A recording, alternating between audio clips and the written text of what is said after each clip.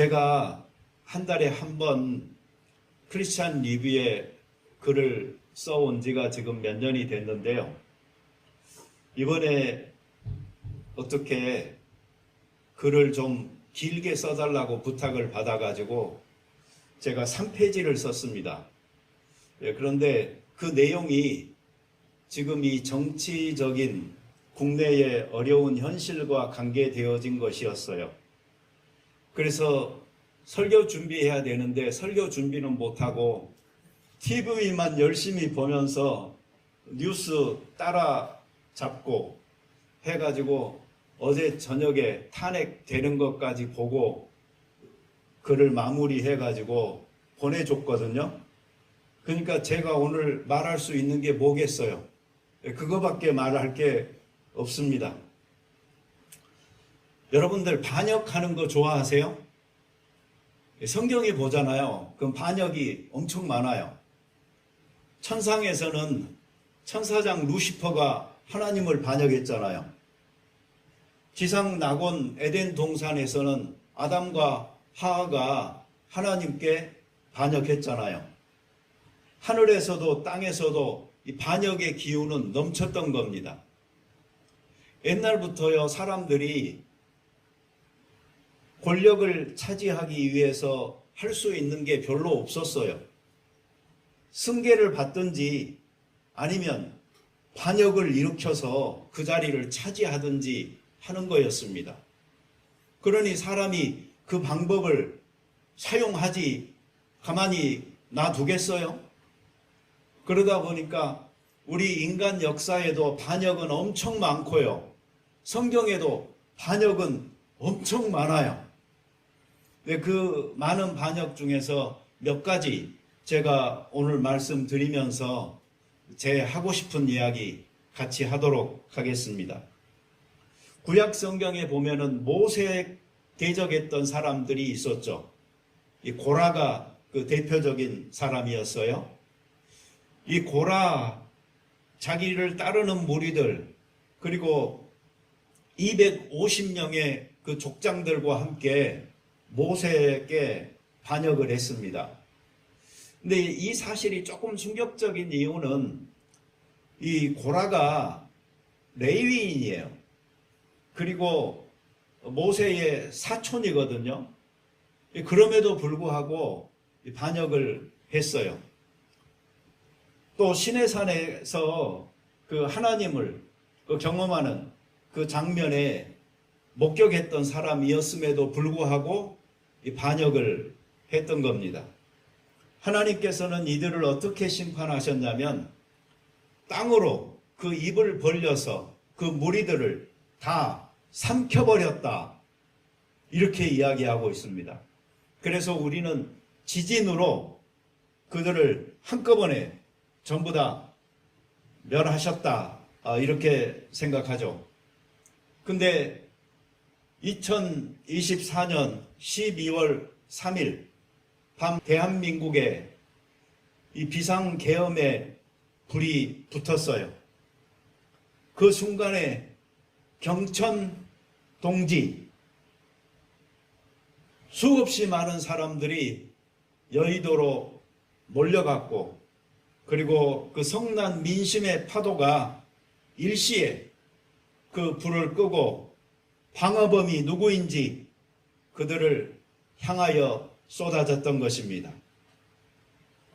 여러분, 우리나라 지금은 이제 탄핵당해서 직무가 정지되어져 있는 이 윤석열 대통령, 이 잠깐의 생애를 돌아보잖아요. 그러면 재밌는 그 지점들이 있어요. 이 사람이 그 대학생이었을 때 그 교원에 모의 재판할 때에 그 전두환 사형이다 라고 판결을 내린 사람이 이 윤석열이에요. 그리고 그 일로 인해서 자기가 도망다녔던 이 사람이에요. 그런데 그 선거하고 하는 과정에서 윤석열은 또 무슨 말을 했었냐면은, 이 전두환이가 군사 쿠데타 일으킨 거, 그리고 5.18 그거 두 가지 빼고 나면은 그래도 정치는 잘했다라고 말하는 사람들이 꽤 많다. 이렇게 말했던 사람이에요. 생각이 좀 바뀌었잖아요. 예, 그런데 나중에 보니까 무슨 말까지 나왔었냐면 내가 군인이었으면 쿠데타 일으켰다 라고 술자리에서 그 했던 말이 전해지기도 했던 그 성격으로 보잖아요. 그러면 어떻게 한마디로 규정하기 어려운 왔다 갔다 했던 그런 사람이 바로 이 윤석열이었던 겁니다. 그러던 그가 심중에 증오하던 또는 존경하던 이 전두환의 뒤를 이어서 비상계엄 선포를 했습니다. 우리는 알잖아요. 그런 상황에서는 어떤 사소한 잘못이라도 일어나게 되잖아요. 그러면 그게 대단한 소요 사태를 촉발하게 되고 어떤 결과가 일어날지 모른다는 것을. 그런데 그런 위험을 자초를 하면서 비상계엄을 선포를 했어요. 그런데 지금의 대한민국은 그 45년 전에 그 대한민국 국민들이 아니었던 거죠. 선진화되고 민주화된 의식이 살아있는 사람들이었어요. 그런 점에서 감히 우리에게 총칼을 겨눠하는 그 분노를 일으켰던 것입니다. 이 자발적으로 조직된 깨어있는 그 시민의 힘이 내란의 거대한 세력과 맞서게 되어졌습니다. 강주에서 들불처럼 일어나서 시민들이 희생하면서 대한민국을 지켰듯이 불꽃처럼 일어난 그 서울 시민이 단합해서 민주주의를 지켜낸 사건이었습니다. 1980년도에 강주는 철저하게 봉쇄당했습니다. 그래서 그들은 애롭게 투쟁하면서 희생할 수밖에 없었습니다. 그런데 2024년에 서울에서는 이 정부가 집권한 후로 방송과 언론을 장악하기 위해서 그렇게 노력을 했음에도 불구하고 1인 미디어들을 이길 수가 없었죠. 그래서 전 세계가 이 대한민국의 거리에서 실현되는 위대한 민주주의의 현장을 실시간으로 지켜볼 수 있었습니다. 이미 세계의 대한민국은 K-팝과 K-드라마로 유명했는데 이번에 K-민주주의가 무엇인지를 교육시키는 그러한 결과가 나타났습니다. 계엄 선포에서 해제까지 걸린 시간, 그 전에는 태국에서 가지고 있었어요. 3일 만에 그 기록을 갖고 있었는데 우리 대한민국이 6시간 30분으로 단축시켰습니다. 순식간에 국회로 모여든 사람들이 자기 등과 어깨와 팔로 국회의원들을 그 국회의 담을 넘도록 내어줬으므로 그들이 의사당에 190명이 모여서 안건을 상정하고 비상계엄 해제 결의하기까지 2시간 30분이면 충분했던 것입니다. 만약에 법이 정한 대로 대통령이 즉시로 그것을 선포했다면 6시간 30분이 아니고 2시간으로 그 기록이 단축될 뻔했었는데 그렇게 되지는 못했죠. 그래도 우리가 이 윤석열 씨에게 고마워해야 될 이유가 있어요.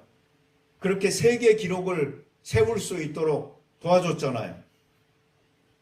그리고 정말 눈물나게 고마운 것은 정치에 관심이 없어 보인 것처럼 느껴졌던, 침묵하고 있던 그 젊은 세대들을 일깨워서 그들이 거리로 뛰쳐나오게 만들었다는, 그래서 세대들이 통합되어지고 전 국민이 오랜만에 우리가 하나다 라고 느낄 수 있게 만들어줬다는 것, 이거는 정말 대단하게 눈물나게 고마운 일입니다. 한번 생각해 보세요, 여러분. 행정부의 수반이잖아요. 그런데 사법부까지 그 영향력을 넓혀서 행정부 사법부를 경찰과 검찰을 통해서 마치 다 자기 휘하에 있는 것처럼 부리고 있었던 윤석열이 자기한테 자꾸 걸림이 되는 국회마저 장악하려고 했던 이 시도는 마치 독일에서요, 히틀러가 3부를 다 장악하고 총통이 되어졌던 것처럼 영원한 독재 국가로 가는 길을 만들어 놓을 뻔한 그러한 사건이었던 것입니다. 성경에 보면은 다윗 왕의 아들 압살롬이 자기 아버지를 향해서 또 반란을 했던 적이 있었습니다. 이 압살롬은 그 다윗의 아들들이 19명이나 됐는데 그 아들들 사이의 세력 다툼에서 살아남은 역전의 용사잖아요. 그 힘을 모아서 아버지까지 내몰아치고 스스로 왕이 된 그런 사람이었어요. 다윗은 광야로 도망쳤죠. 그런데 에브라임 숲에서 전투가 벌어졌고 도망가던 압살롬이 상수리 나무의 가지에 머리카락이 휘감겨서 매달려 있게 됩니다. 그때에 요압 장군과 젊은이 10명이 달려와서 그의 심장을 찔러서 죽였습니다. 자기 아들의 죽음의 소식을 접한 다윗은 슬퍼했어요. 비록 자기에게 칼을 든 반역자 아들이었지만 슬퍼했던 이 다윗은 참 인간적이죠. 너무나 인간적이죠. 만약에 그가 왕이 아니었다면 그 모습은 아름답게 보였을 것입니다. 그 모습을 지켜보고 있던 요압 장군은 이렇게 말을 합니다. 백성을 더 사랑하셔야 됩니다라고.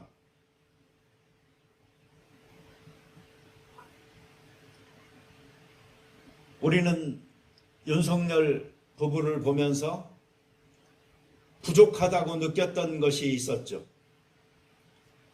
그것은 하나님의 부름을 받은 선한 청지기로서의 정신이었고, 만약에 그것이 없다 할지라도 적어도 역사의 부름 앞에 겸손한 섬김의 정신이라도 있었어야 되는데 우리는 그것을 찾아볼 수가 없었습니다.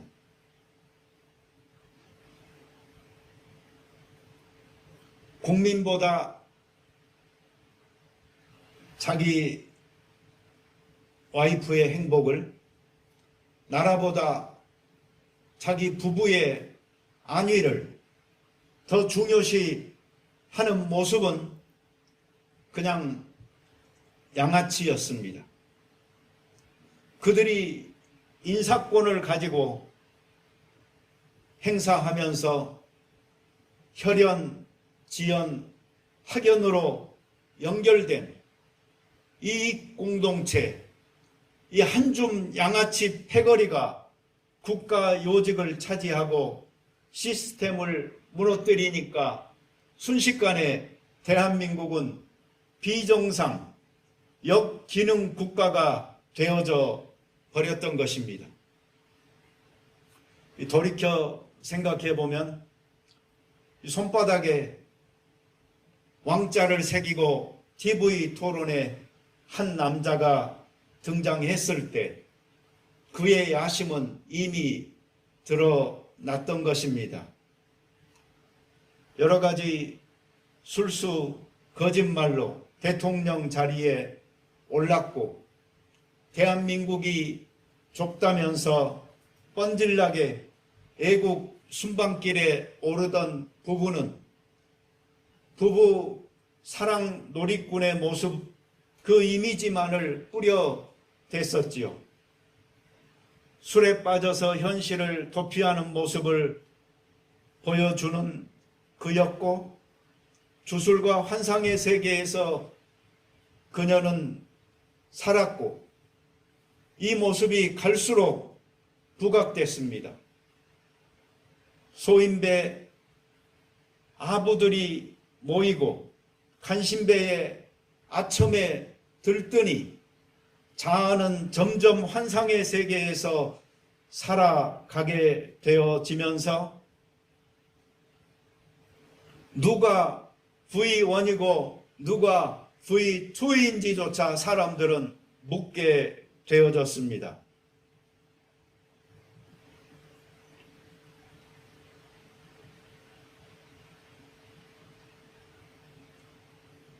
군대를 동원해서 마법처럼 국회를 무력으로 점거하고 주요 정치인들을 검거하고 수감하려고 했던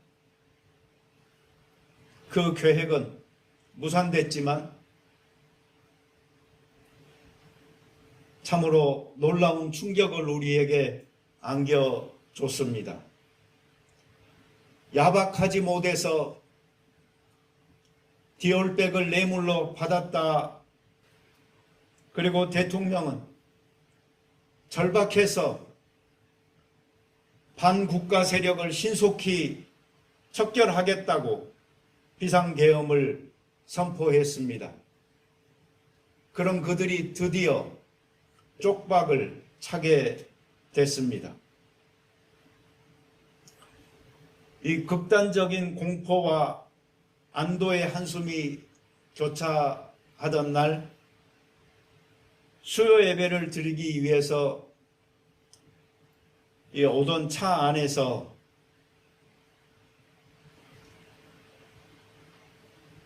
어떤 자매가 이런 말을 했습니다.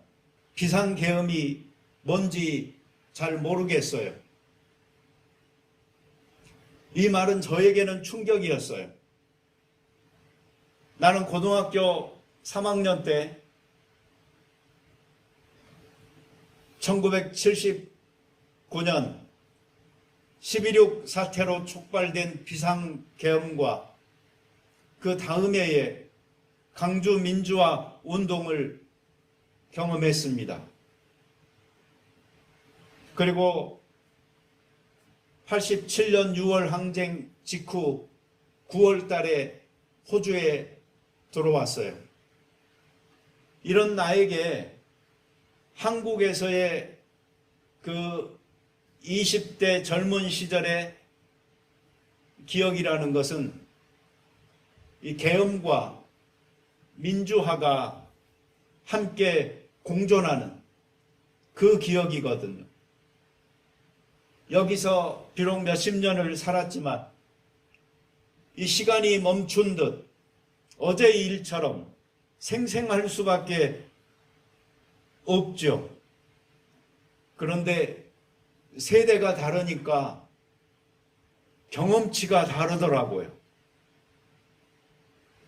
나이가 있는 사람들은 같이들 저녁 먹고 술 먹던 자리에 있다가 다들 일어서 집으로 가더랍니다. 경험을 해봤으니까. 통행금지가 내려지고 언제 잡혀갈지도 모르니까 그 본능적인 행동으로 세대가 갈리더라라는 말들을 사람들이 하더라고요.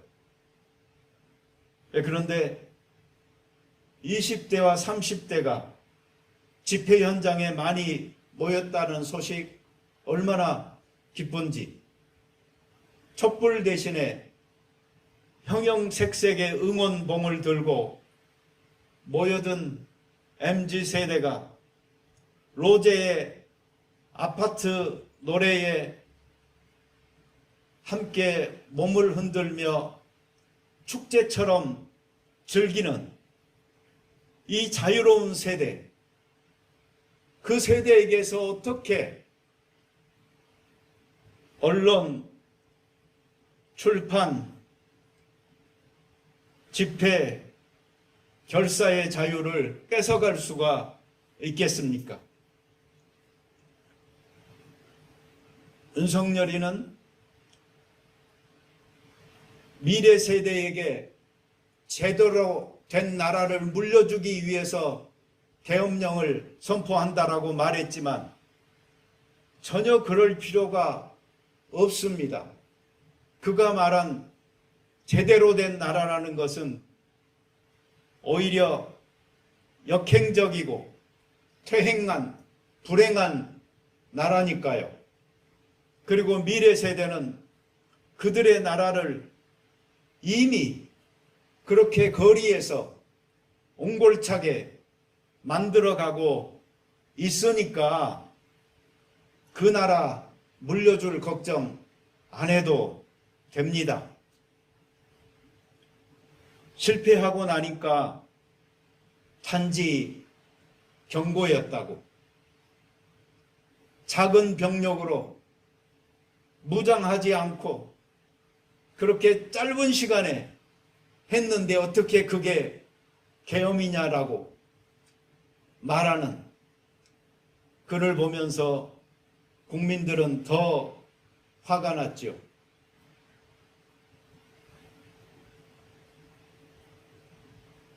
다시 계엄하지 않겠다고 하면서 여전히 군 통수권자로 남아 있었고 직무에서 배제된다고 하더니 인사권을 행사했고 집거하면서 4차례나 담화문 발표를 하면서 국민들을 조롱했고 소수 극우를 선동하여 나라를 분열시켰습니다.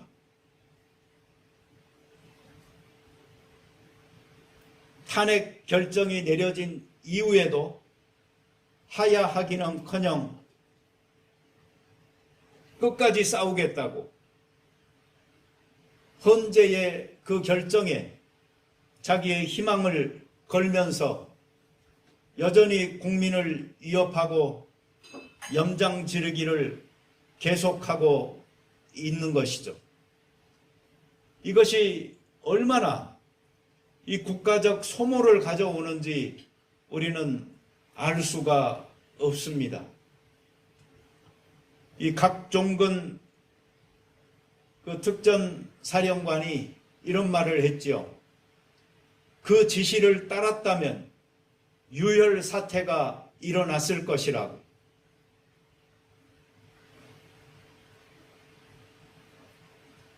그럼에도 불구하고 무책임하게 저렇게 말하는 그를 보면 비겁하다 못해서 참으로 비열하다, 사악하다, 그리고 우린 참담하다 생각됩니다. 해마다 그 대학 교수들이 1년에 한 번씩 사자성어 선정해서 내놓잖아요. 그런데 이 계엄 사건이 터지기 전에 대학 교수 신문에 실린 올해의 사자 성어는 무엇이었냐면 도량 발호라는 사자 성어였습니다. 그 뜻은 제 멋대로 권력을 부리며 함부로 날뛴다 라는 말입니다. 마치 계엄을 애언이라도 하듯 어찌 그리 정확하게 맞췄는지.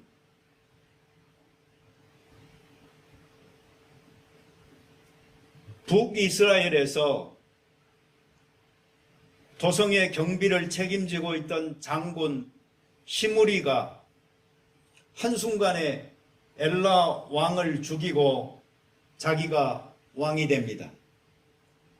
그런데 전쟁터에 있다가 달려온 군사들과 싸움에서 자기가 회색이 짙어지자 그는 갑자기 왕궁을 불태우라고 명령합니다. 그리고 왕궁과 함께 그 불길 속에서 타 죽습니다. 그의 왕 노릇은 7일 만에 끝났습니다. 우리는 윤석열의 왕 노릇이 더 이상 계속되어지면 안 되겠다 생각하여 3년은 너무 길다고, 3달도 길다고, 3일도 길다고, 3시간도 길다고 2시간 만에 비상계엄 해제를 결의했지만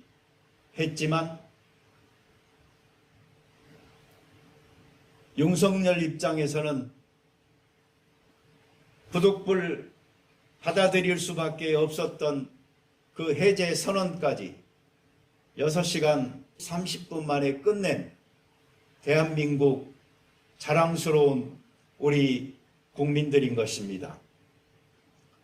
결국은 탄핵안 2차까지 밀어붙이면서 국회의원 300명 전원 출석 204표 찬성으로 통과시키는 결기와 끈기를 보여줬습니다. 출국금지 압수수색에 이어서 이제는 체포, 수사, 국정조사, 특검, 기소, 구속, 무기징역, 사형 선고라는 이 형사재판 절차의 초침이 찰칵찰칵 움직이고 있는 것을 우리는 듣고 있습니다. 이런 과정을 거치면서 헌법재판소의 판결이 나올 것이고 2025년 봄에는 대선 보궐선거가 예상됩니다. 그만큼 대한민국은 역동적입니다. 더럽게 살았어도 깨끗하게 물러나면 뒷모습이라도 예뻐 보입니다. 그동안 감추고 덮은 구린 뒷자리가 걱정되더라도 수습할 생각 말고 즉각 떠나면 좋겠습니다. 피를 토하는 심정으로 국민께 호소한다라고 했던 그의 표현처럼 피 끓는 심정으로 호소하니까 지금이라도 제발 피를 토하는 심정으로 자진 사퇴해주면 너무나 고맙겠습니다.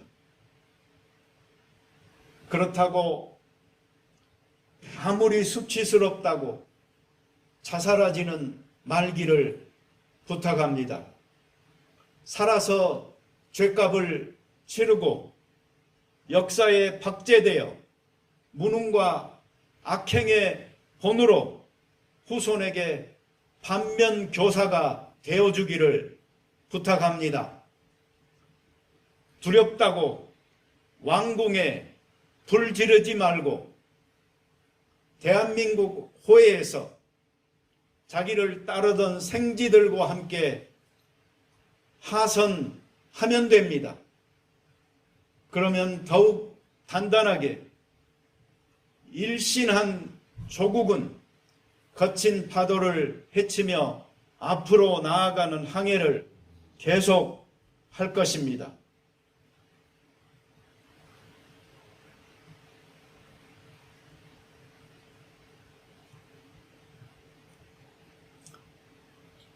지난 주 중에 제가 제 인생 처음으로 위내시경, 대장 내시경을 했습니다. 속을 다 헤집어 보는 거잖아요. 더럽잖아요. 내 속에 더러운 것들이 있어서 오늘 내 입이 좀 더러웠습니다. 내 입도 씻어야 되겠고 내 마음도 씻어야 되겠습니다. 윤석열에게 의가 있는가 하는 것을 묻다 보니 더러운 말들이 많이 나왔습니다. 그런데 우리가 읽은 성경은 너에게 의가 있느냐고, 너는 괜찮냐고 그렇게 묻고 있습니다. 탄핵으로 그 요동치던 정국이 그리고 한국과 관계되어져 있고 사랑하는 모든 사람들의 마음이 요동치고 이제 어느 정도 가라앉은 시점에 우리는 남에게 의가 있느냐를 묻기 전에 우리에게 의가 있느냐 하는 것을 물으면서 권력이 좋아서 그것을 추구하는 마음이 우리에게는 없는지, 우리의 잘못을 가리기 위해서 또 다른 거짓을 일삼고